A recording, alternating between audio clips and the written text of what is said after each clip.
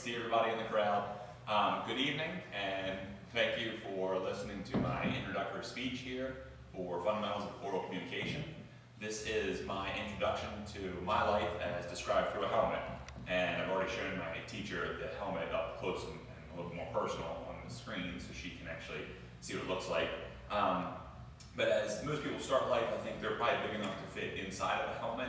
The stories that my mom told me, I think I pretty much came out the size of a helmet when I was born. Of course, I've grown to 6'5" and about 230 pounds, so life has afforded me a healthy living so far.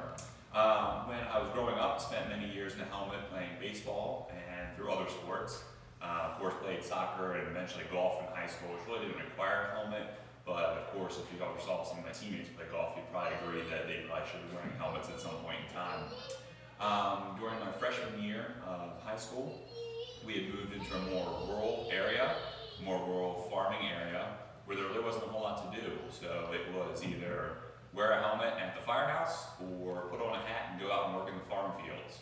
So in my junior year, I joined the fire department, and that's where I found my true passion, which was being a firefighter.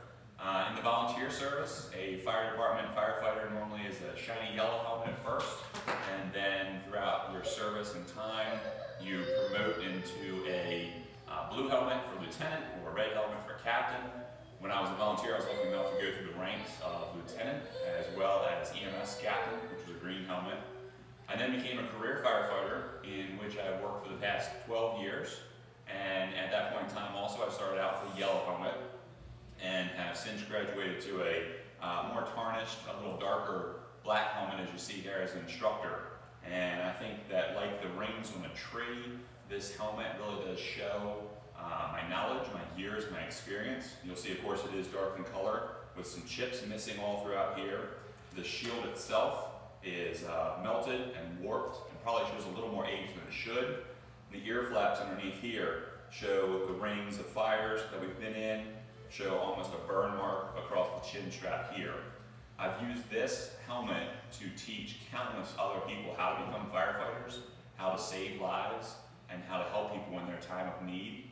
And my hope is to hopefully soon promote as well in the career service, changing color helmets again, and hopefully be able to have a successful career where someday this helmet, along with my original yellow helmet and my promotion helmet, whatever color it may be, hanging up on my wall or a display case somewhere in my house.